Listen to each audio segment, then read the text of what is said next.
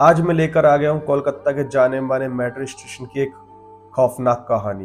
कहा जाता है कोलकाता के जो मेट्रो स्टेशन है उनमें कुछ स्टेशन काफी भूतिया कहलाए जाते हैं, पर आप बीती हो तो पता चलता है कि हाँ वो भूतिया है। तो मैं जो कहानी लेकर आया हूँ वो एक रियल कहानी पर है, और जो हादसा हुआ है वो मेरे एक फैन के साथ हुआ है। उसने मुझे सारी डिटेल में अपनी कहानी सुनाई है, कैसे कैसे उसकी एक भूतिया लड़की से दोस्ती हो गई जो कि उसके जान के पीछे पड़ गई।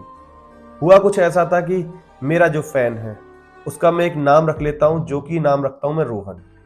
रोहन हमेशा उसी रास्ते से सफर करता था और मेट्रो से जाता था। उसकी रात के 8 बजे की मेट्रो की टाइमिंग रहती थी। वो अपने ऑफिस से 7:30 बजे छूटता था, आधे घंटे में मेट्रो स्टेशन पहुंच जाता था। 8 बजे से उसको 1 घंटा लगता था अपने लोकेशन पर पहुंचने के लिए। लेकिन उसको नहीं पता था कि ये ही सफर उसकी जिंदगी का ऐसा सफर बन जाएगा कि जिसको वो चाहकर भी नहीं भुला पाएगा। हाँ, होता है कुछ ऐसा। कुछ दिन बीतते ही थी उसे एक लड़की दिखती है जो कि रोज उसी के संग मेट्रो में चढ़ती है, उसी के संग उतर जाती है।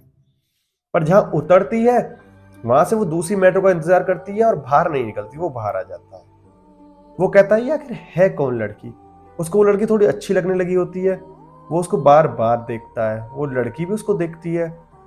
दोनों के बीच में कांटेक्ट हो जाता है, आई कांटेक्ट। और एक दिन चढ़ते ही उन दोनों की बाजू टकरा जाती है और वो कहते हैं सॉरी सॉरी, और ऐसे करके उनकी बातें शुरू हो जाती हैं। वो कहता है आप रोज यहीं से जाती हो। वो लड़की कहती है हाँ मैं रोज यहीं से जाती हूँ, मुझे यहाँ से जाते जाते 3 साल हो चुकी है और 3 साल से मैं यहीं से जा रही हूँ।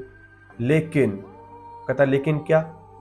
तुरंत वो लड़की कहती है कुछ नहीं कुछ नहीं। वो कहता है अरे बताओ ना क्या बात हो गई। वो कहती है नहीं कुछ नहीं। पर उसको नहीं पता था कि जिस लड़की से वो बात कर रहा है वो असली में एग्जिस्ट करती ही नहीं है। वो लड़की है ही नहीं कोई, वो एक रूहानी शक्ति है जो सिर्फ उसी को दिख रही है। जब वो उस लड़की से बातें किया करता था रोज, लोग उसकी तरफ देखा करते थे। वो कहता था ये लोग मुझे क्यों ऐसे घूरते हैं। वो कहता है एक बार उस लड़की से शायद तुम्हें मेरी गर्लफ्रेंड समझते हैं ये लोग इसलिए घूरते हैं। वो लड़की हंस जाती है। बातों बातों में पता चलता है कि वो लड़की उस स्टेशन तो जाती है पर वो अपने घर का पता उसको नहीं बताती। कहती है नहीं मैं नहीं बता सकती आपको अपने घर का पता। वो कहता है अरे मैं कौन सा आपके घर कॉफी पर आ रहा हूं। पर वो आत्मा थी, वो कहती है मेरा स्टेशन यही है और मैं यहीं रहती हूँ। जैसे उसने ये कहा रोहन सहम सा गया कि अरे ये कैसी बातें कर रही है बहकी बहकी। उस चीज को अनदेखा करता है और फिर से बातें करने लग जाता है। दोनों के बीच में काफी अच्छी दोस्ती हो जाती है। उनको एक साथ सफर करते करते 6 महीने बीत जाते हैं, पर वो लड़की कभी अपना पता नहीं बताती। तो रोहन अपने मुंह से कहता है क्यों ना आप मेरे घर आज चाय पर चलोगी। वो कहती है ये कैसा तरीका है पूछने का, थोड़ा अच्छे से पूछो। तो वो कहता है अच्छा तो ये बताओ मेरे साथ कॉफी पर चलोगी। वो लड़की कहती है ठीक है मैं चलूंगी, कल मुझे इसी टाइम मिलना आप। कहती है वो कहता है रोहन कहता है बिल्कुल ठीक है मैं इसी टाइम मिलूंगा आपको। और उस टाइम जो उसके साथ होता वो दहला देने वाला था। वो देखता है रोहन कि वो लड़की एक रेड कलर की ड्रेस पहन गई है जिसमें वो काफी खूबसूरत लग रही है। वो उस लड़की को अपने घर ले जाता है। दोनों अच्छे से कॉफी वगैरह पीते हैं और फिर डिनर करते हैं। डिनर करने के बाद वो लड़की चली जाती है। वो उस लड़का उसको स्टेशन पर ही छोड़ता है और रात के 12:30 बज चुके थे। वो कहता है मैं तुम्हें तुम्हारे घर छोड़ दूंगा। वो लड़की थी नहीं नहीं नहीं मैं खुद चली जाऊंगी, आप बस मुझे यहीं पर छोड़ दो मैं खुद चली जाऊंगी। ऐसे कहने के बाद रोहन उस चीज को इग्नोर करता है और कहता है ठीक है आप जाना चाहती हो तो आप जा सकते हो। फिर जो उसके साथ होता है वो दहला देने वाला था। वो घर आता है तो देखता है वो लड़की अपना बैग भूल गई है। वो उस बैग को खोल के देखता है तो उसमें आईडी कार्ड दिखता है। वो आईडी कार्ड एक कंपनी का होता है और वो आईडी कार्ड उस डेट से 6 साल पुराना होता है। वो कहता है यार ये 6 साल पुराना। उस लड़की की डेट उसमें मेंशन नहीं होती, नाम मेंशन होता है और बस एड्रेस मेंशन होता है। वो कहता है ये एड्रेस जो है इसके बारे में मुझे जानना है। अगले दिन जैसे ही वो वहां जाता है उसको वो लड़की नहीं दिखती। फिर उससे अगला दिन ठीक 8 बजे से उसको 9 बज जाते हैं खड़े खड़े कि वो लड़की आएगी, पर वो लड़की नहीं आती। अगले दिन उसके बाद फिर नेक्स्ट डे सेम वही कहानी, वो लड़की नहीं आती। वो कहता है यार उस दिन के बाद तो ना इसने मुझे कांटेक्ट किया ना कुछ किया, ना मुझे वो दिखती। वो काफी बेचैन रहने लग जाता है कि यार ये वो थी कौन, आखिर थी कौन, मैं किसके साथ 6 महीने गुजार चुका हूं, आखिर है कौन ये। ना वो मुझे मिल रही है ना मुझे दिख रही है। उसको ऐसे करते करते 10 दिन बीत जाते हैं। अब उसके दिमाग में यही था कि यार है कौन ये जो मुझे नहीं मिल रही है। एक रात वो सो रहा होता है तो उसके दिमाग में ख्याल यही चल रहा होता है कि वो लड़की गई तो गई कहाँ। फिर जो उसके साथ होता है, वो देखता है कि अरे उस लड़की का बैग रह गया है। वो उस बैग को निकालता है, उसमें एड्रेस को देखता है और एड्रेस को नोट कर लेता है अपनी एक कॉपी में कि सुबह जाऊंगा इस एड्रेस पर और देख के आऊंगा लड़की है कहाँ। पर सुबह ही उसकी मम्मी का फोन आ जाता है और उसकी पता चलती है उसकी मम्मी थोड़ी बीमार है। वो अपनी मम्मी के पास चला जाता है कुछ दिन की छुट्टियां लेकर, और कुछ दिन बाद जब वो लौटता है उसके दिमाग में वो लड़की ही चल रही होती है।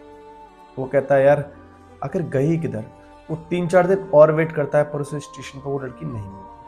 जब उसे मेट्रो स्टेशन में वो लड़की नहीं मिलती, वो समझ जाता है कुछ तो घोटाला है। फिर जो उसके साथ होता है वो दहला देने वाला था। वो कहता है कि अरे वो पर्चा कहाँ गया। उसको वो पर्चा नहीं मिलता, इस पर उसने एड्रेस लिखा हुआ था। फिर वो उस लड़की के बैग को कवर्ड से निकालता है और बैग में से उस पर्चे को देखता है तो पर्चा थोड़ा गंदा सा हो रहा था। वो कहता है ये मैंने तो यूज करा नहीं है, ये गंदा सा कैसे हो रहा है। उस पर्चे को जेब में रखता है, जो एड्रेस होता है कार्ड होता है उसको, और वो निकल जाता है उसके घर के लिए। जैसे ही घर के लिए निकला होता है कि एक बाइक वाला उसके टक्कर मार देता है, उसके पैर में चोट लग जाती है। उसको 3 दिन बीत जाते हैं और 3 दिन तक वो बेड पर पड़े पड़े यही सोचता रहता है कि उसके घर जाना है, वो कैसी होगी, उसे कुछ हो तो नहीं गया, जो उसने मुझे कांटेक्ट नहीं करा ना वो मेरे घर कभी लौट कर दोबारा आई। पर उसके ख्यालों में वही लड़की चले जा रही थी, वो काफी खूबसूरत बनकर आई थी, इतनी खूबसूरत कि वो बता नहीं सकता। फिर जैसे ही उसका पैर ठीक होता है वो उस एड्रेस पर जाता है तो वो देखता है वहां लॉक लगा होता है। वो कहता है शायद यहाँ है नहीं, कहीं गई होगी। वो अपने घर आ जाता है। फिर उसके दिमाग में यही ख्याल चल रहा था कि यार वो लड़की गई कहाँ, 1 महीने से ऊपर हो गया है, मैं उस लड़की से नहीं मिला हूं। अंदर एक अलग ही बेचैनी रहती है उसके। वो काम में भी ध्यान नहीं कर पाता तो वो सोचता है क्यों ना मैं रात में ही चला जाऊं, शायद वो रात के टाइम पर आ गई हो। वो स्टेशन पर उतरता है और उस लड़की के उस एड्रेस पर पहुंच जाता है। उसके घर पर लॉक लगा होता है तो वो लॉक लगा देखकर उदास होकर नीचे आने लग जाता है स्टेयर से। जैसे ही वो स्टेयर से नीचे आने लगता है कि जस्ट पड़ोसन उससे कहती है अरे भाई साहब क्या हो गया। वो कहता है अरे मैं इनके घर आया था, वो लड़की का जो रहती है यहाँ पर उसके घर का तो लॉक लग रहा है, पता है आपको कहाँ रहती है, वो कहाँ चली गई या फिर किसी काम से चली गई है। फिर उस औरत ने जो उसको बताया वो दहला देने वाला था। उसने कहा तुम मेरे घर चलो जल्दी। वो अपने घर ले जाती है। वो बताती है अब तक 3-4 लड़के आ चुके हैं ऐसे इस लड़की को पूछते पूछते, लेकिन किसी को पता नहीं है कि वो पिछले 5 साल पहले मर चुकी है। वो कहता है अरे मेरे पास उसका कार्ड है। कहती है कार्ड दिखाओ। वो पॉकेट में जैसे ही हाथ डालता है तो जेब में कुछ नहीं मिलता, वो कार्ड भी गायब हो जाता है। मतलब कोलकाता का वो मेट्रो स्टेशन हमेशा उस लड़की की आत्मा लोगों को कांटेक्ट करती और उनसे कांटेक्ट बनाने की कोशिश करती और उसके बाद एक साथ गायब हो जाती। ये सच्ची घटना पर आधारित है कोलकाता मेट्रो स्टेशन की कहानी। आई होप आप लोगों को ये कहानी समझ में आ गई। अगर आपके पास भी कोई कहानी है और कोई सच्ची घटना पर रियल एक्सपीरियंस है तो आप मुझे कमेंट करिए, मैं आपको अपना कॉन्टेक्ट नंबर दूंगा। उसके बाद आप मुझे अपनी पूरी कहानी सुनाना, मैं आपकी कहानी को यहाँ पर अपलोड करूंगा। मिलते हैं नई कहानी के साथ। आई होप आपको एक कहानी पसंद आई होगी। मैंने एक और कहानी डाली हुई है मौसी जी के ऊपर जिन्नात, वो मेरी खुद की मौसी जी के ऊपर आया था। उनका बचना नामुमकिन सा हो गया था और कैसे करके हमने उनकी जान बचाई, ये आप जाकर उस वीडियो में देखिए। और चैनल को लाइक शेयर सब्सक्राइब करे बिना जाइए ना। मिलते हैं नई वीडियो के साथ। शेयर